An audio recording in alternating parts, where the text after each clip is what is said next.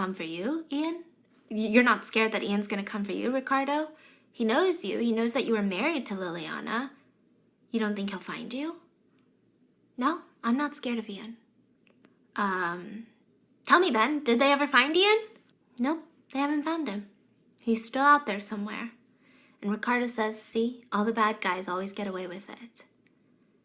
And as they're about to leave, he says something. Ben looks at Ricardo and says, you know what's weird? You know what's always bothered me? Is that Ian didn't kill Pablo. Because Ian knows what I looked like. So that means Ian probably sent people.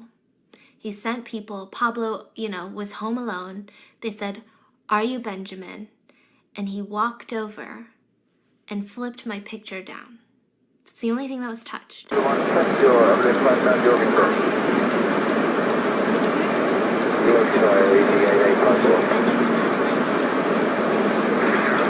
The bars every day. Pablo sacrificed himself? Yeah. So that's how Benjamin knows that Ian is not the one who killed them. Ian had sent people to do the dirty work, like hitmen. And Pablo knew that these were hitmen, like right upon entering the house. They look like hitmen. They've got these big, machine guns with them. And he said, yeah, I'm Benjamin. And they killed him. So it's personal. I'm not just going to forget about it. And Ricardo keeps saying, it's been 25 years.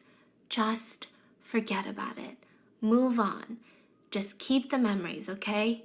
That's all you have. Just move on. So Ricardo's about to leave, he's telling them about how Ian had sent hitmen to kill Pablo. Memories, okay? And he's like, how are you not scared? And so Ricardo says, it's been... he's telling them about how Ian had sent hitmen to kill Pablo. Okay? And he's like, how are you not scared?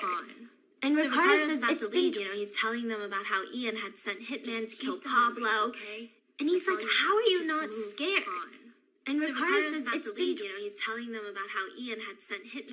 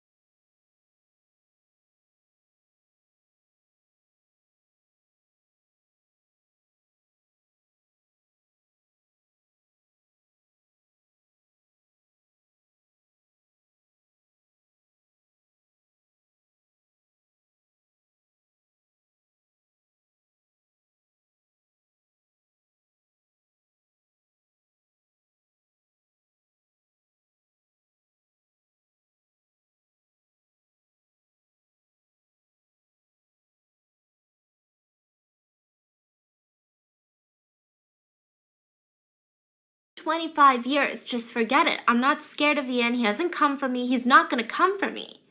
And Ricardo looks at Ben and says, you know what? Come, sit down. You can stop looking. I knew that Ian was untouchable. I knew that, there was no way that you could rearrest him. He had already served his time 1 year for what he did to my wife, for what he did to my Liliana. 1 year. And I knew eventually that he was going to come looking. So I snuck into my car one day. I drove to his place, and when he was coming out in the middle of the night, I shoved him into my trunk. I drugged him with chloroform, shoved him into my trunk, drove near the trains where it was loud, and when the train passed, I opened up the trunk, and I put 4 bullets in him, just like I said that I would at that cafe. Just like I said that I would. Okay? So just drop it. He's gone. He's not coming for me. He's not coming for you. He's dead. He's dead now. So just forget it. Just go live your life. It's been 25 years. Just freaking forget about it. And now you're wondering, like, okay, well, is Ben going to rat him out? What's going to happen? But Ben instead says, okay, I just have one question. Was it worth it?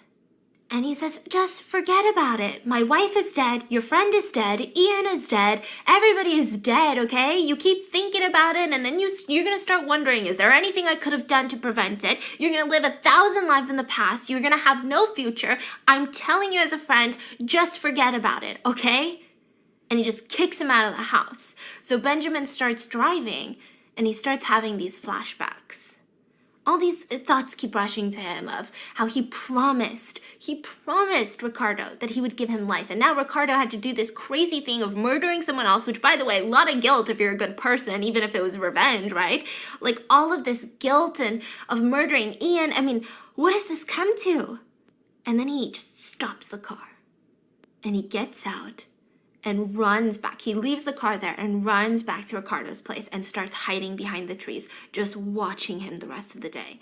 And at night, Ricardo comes out of the main house with a tray of food. Maybe he's eating dinner. And he goes into the shed. And Benjamin gets up and starts working closer and closer to the shed. And he peers through and he sees it's a makeshift prison.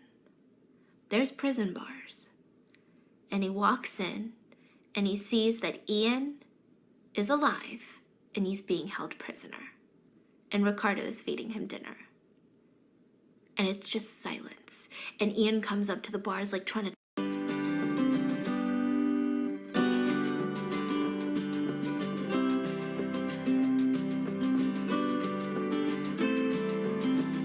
Hello you guys, what is up? Welcome back to my channel. We've got a matcha. I hope that you loved last week's video. I was so excited to create it. Editing it was a heck of a process, but like the final product, I was so incredibly proud. I felt like it was such helpful information. And if you guys did not watch that video, I really recommend that you watch that first because that talks about management teams, why I have a manager, the benefits of having a manager, how payment works, like how do they get paid, and then how do I get paid with sponsorships. It's just so incredibly good. It's definitely long, so if you got some patience, stick with it, but it is so incredibly informative. So today, let me take a sip. Today we are going to be talking about how sponsorships work in terms of the timeline, setting up a sponsorship, actually creating the content, getting it reviewed, and just like the whole entire process until we get the finished product of you guys actually seeing the video or the Instagram photo, Instagram story, whatever it is that is sponsored. Specifically in this video, I'm gonna talk about YouTube videos because that's what I have experience on and that's mainly my audience here is filled with a lot of YouTubers. So let's just go ahead and get into it.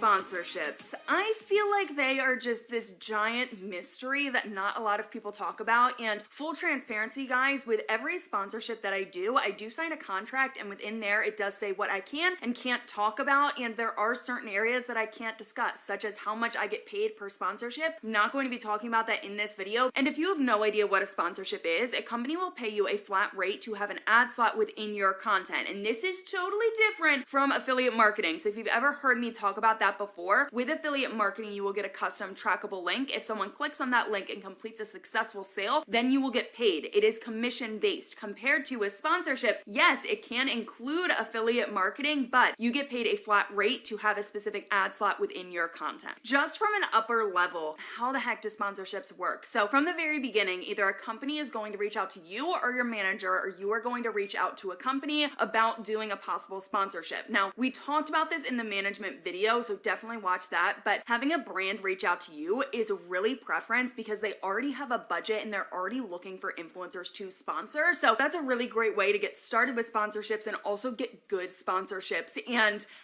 from there, guys, there's a lot of negotiating. There's a lot of talking before a contract is even signed. So you're going to talk about the price, what is included in the price. So like, what are you actually going to deliver, the deliverables, YouTube video, Instagram stories, Instagram posts, TikTok, whatever it is, you need to figure out what is going to be created, how much is going to be charged for that, as well as what is then going to go in the contract. No contract is signed until all of the negotiation and that whole entire process is done. And this is one of the reasons why I love having a management team so much, because they do all of the negotiating. They will come to me with what a brand is willing to pay or what they are trying to work out with a company, and I will say, yep, that sounds good, it fits into my content calendar, or no, I think we should actually be charging more, or maybe we could also throw in this. I am, yes, in the know of what is going on, but I am not sending all of those emails back and forth, and managers are just so incredibly great. I am so thankful for mine. I appreciate them and all of the planning that they have to do to make sponsorships even happen. But once the negotiating is done,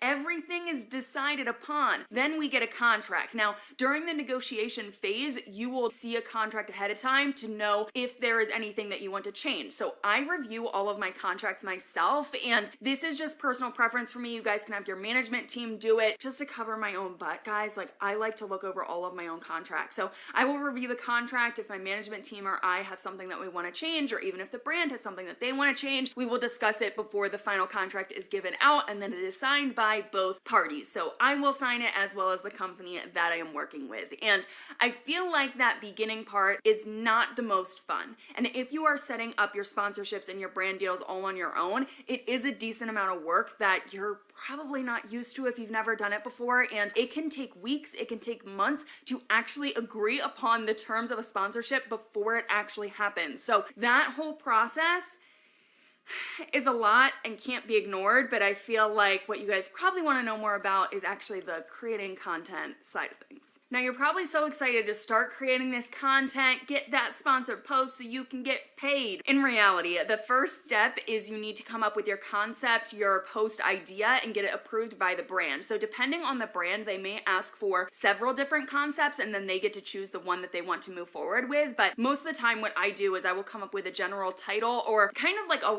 rough draft of what I think the title is going to be, and then some bullet points of what the video is going to be and how I'm going to include that sponsorship. Because you guys may notice with the sponsorships that I do, all of them relate to the video. It's not like I'm creating a video like this and then I'm talking about my skincare, you know, like that doesn't really flow. It doesn't make sense. So I try to come up with video ideas that are very specific to the sponsorship so that it flows really well together, and it just makes a lot of sense for not only you guys, my audience, and the brand that I'm working with. It's going to be most powerful for them if I do that. So I will send over the concept idea, rough title, outline. Some brands ask for a couple of different options, so I will do that. And then once it is approved, or we kind of work through like the final draft of what the video is going to be, then it is finally time to start creating content. But if we back it up a little bit, when you decide what kind of content you are creating for this sponsored post, so whether it's on Instagram, an Instagram story, reel, Aloha everyone, I am so thrilled for each of you to get my products in your hands and on your face.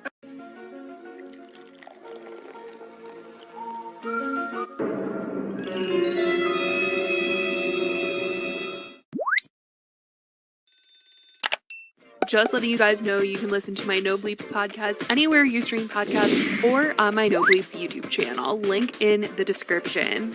Hey guys, it's Billy and welcome back to Spillsage. Today we are going to be talking all about David Dobrik because there are a few different things to talk about, like David Dobrik literally being confronted by an old fan who doesn't like him anymore, Natalie talking about him, the entire situation, the scandal that went down earlier this year, and then David's future project that he decided to tease earlier this week. So let's get into all of that. So basically to start, the past couple of weeks, David and Natalie and the rest of the vlog squad have been in Miami. They've been going back and forth between Miami and LA. And one, that was because Natalie was in Sports Illustrated swimwear and she was in the fashion show that they did. So they flew out to Miami and then they actually went back to LA and then they came back because there was like a launch party or something for the fact that the cover of the magazine was announced. So they came back to Miami and I believe it's also David's birthday. So it all lined up. And while in Miami, somebody found what hotel they were at and decided to like confront them when they got out of the car and were at the hotel. And this person used to be a fan of David's. This video is extremely uncomfortable. I highly do not recommend anybody, even if you do not like somebody, to do this. This is like absolutely horrible. But this person posted it on Instagram where they basically went up to David and asked him as he was like entering the hotel who gave alcohol to the girls that one night in the vlog with Dom. And David is like super caught off guard and says to the guy he was asking a crazy question and they don't know. And Natalie says to someone that this guy is harassing them. And the whole thing was extremely uncomfortable. And David says, we don't know details of things. And the guy says to David, to his face, that he is no longer looking up to him. And it's just a big oof, like, oh wow, this is a lot to process. And the comment section of this Instagram was actually pretty mixed. A lot of people felt like Dom was the person that deserved to have something like this happen to him instead of David. But then there were a lot of people that felt like Natalie and David deserve the scrutiny because they know and they're hiding something. And so there was a lot of mixed reactions to this post. But this is definitely something that is like so crazy. I've definitely seen like paparazzi ask David really hard questions, but for a fan to go up to David, say, hey, like, I do not look up to you anymore, like, what the heck was the situation, and it just be really uncomfortable, is really hard to watch. But I do want to get into Natalie addressing everything that happened in the scandal. This is the first time she's ever spoke out about what went down earlier this year with David. She went on the BFFs podcast, and Dave literally started it off hot with David Dobrik questions, saying like, you know, you guys are best friends, you guys work together, and literally brought up the major scandal and asked Natalie what she thought about the entire thing and everything that happened to David this year. She said that this is basically, you know, the first time that she's talking about this and says that she's probably the closest person to David, period, and that she knows him the best out of anybody, and said that what happened was really, really SHITTY, and says that he's a really great guy and it sucks when you see someone who is really great get accused of really terrible things. And I think it's really everything that happened was really and he's a really great guy, and it sucks when you see somebody that's like actually a good person being accused of really terrible things. That, and says there's only so much that she can say right now. You know, there's only so much I can say right now, but yeah.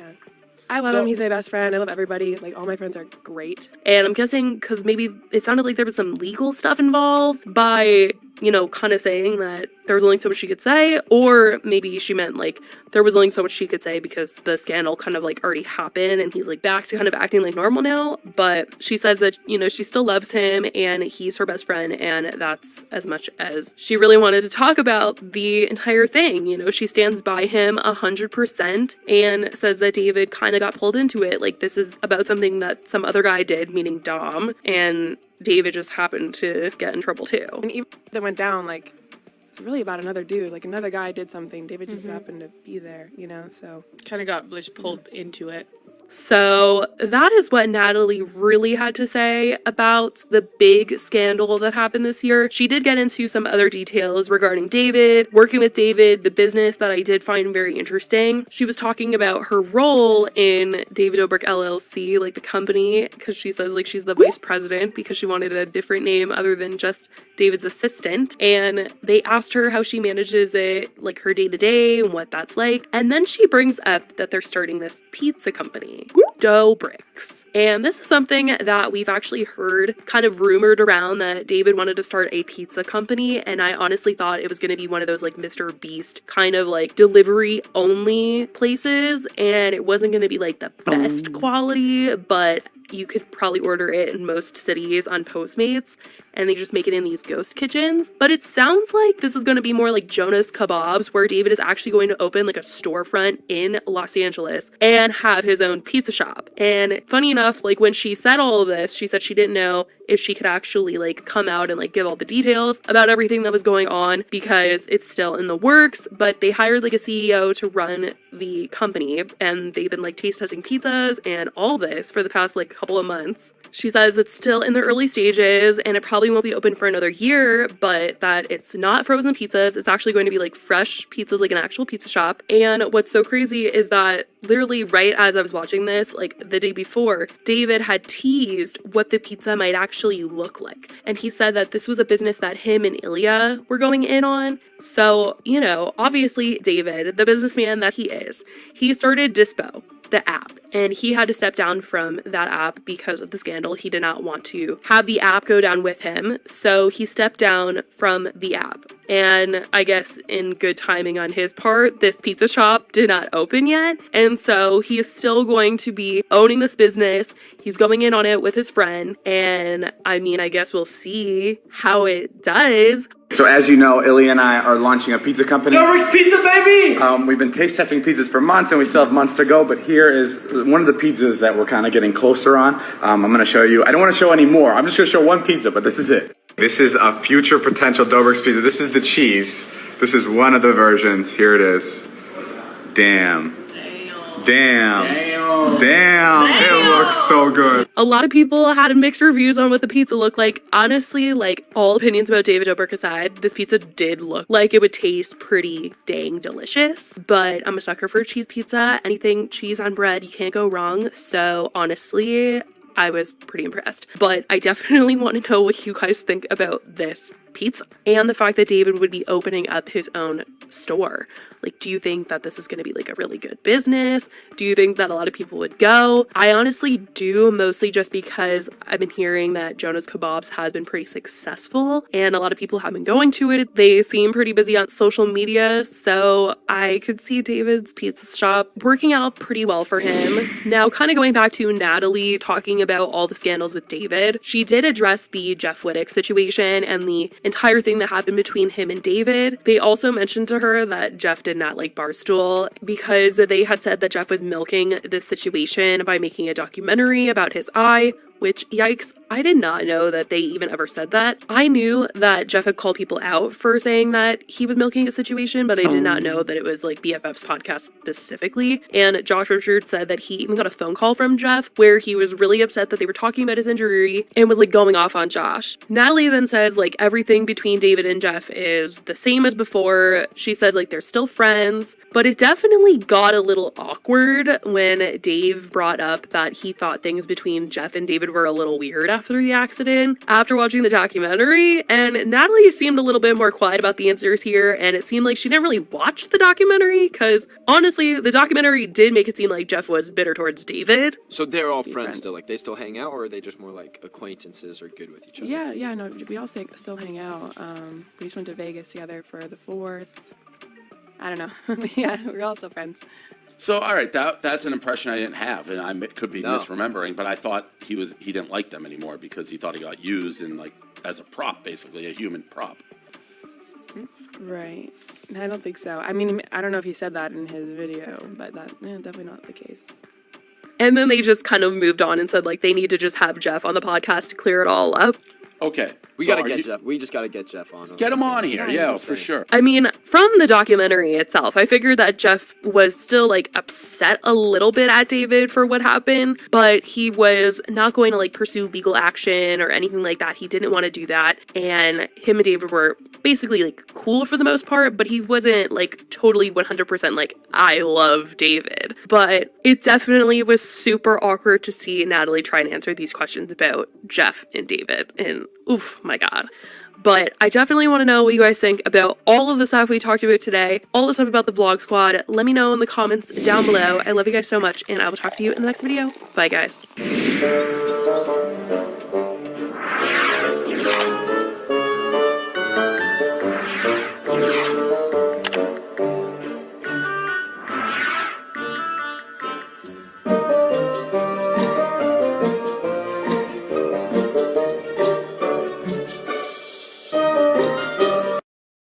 Para sa matulungin mong anak, Kawawa kasi siya, Mama.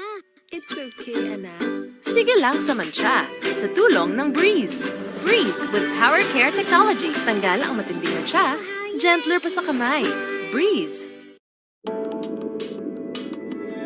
3,000 meters in the depths of the ocean. Subsea pipelines that are laid and stretched out over the seabed are indispensable for a stable supply of energy. In total, these pipelines add up to 180,000 kilometers around the world. In this extreme deep sea environment of high pressure and tidal currents,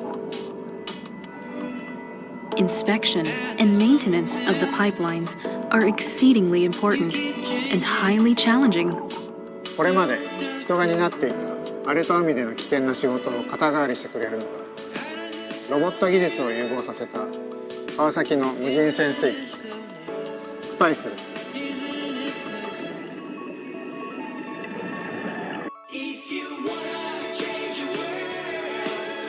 ドッキングも自分で見つけて自分で近づいてこの子は障害物なんかも自分で避けられます。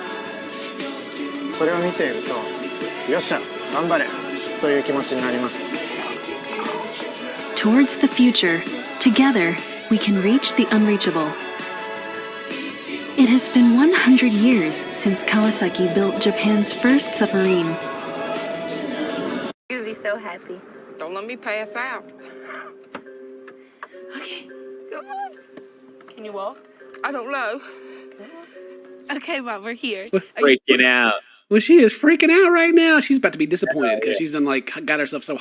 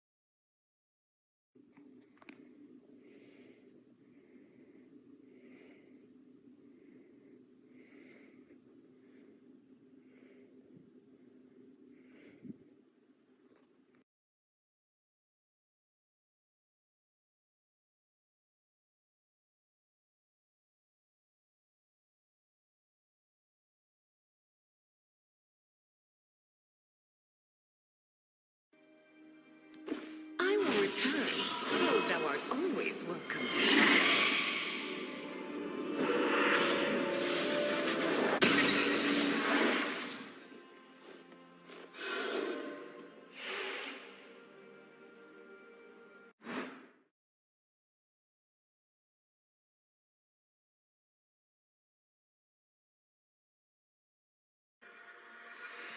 Tarry not, little doves. I'll be back to catch these.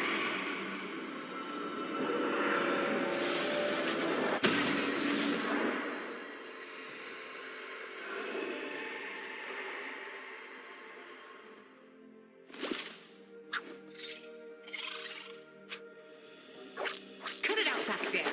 We're on the same team.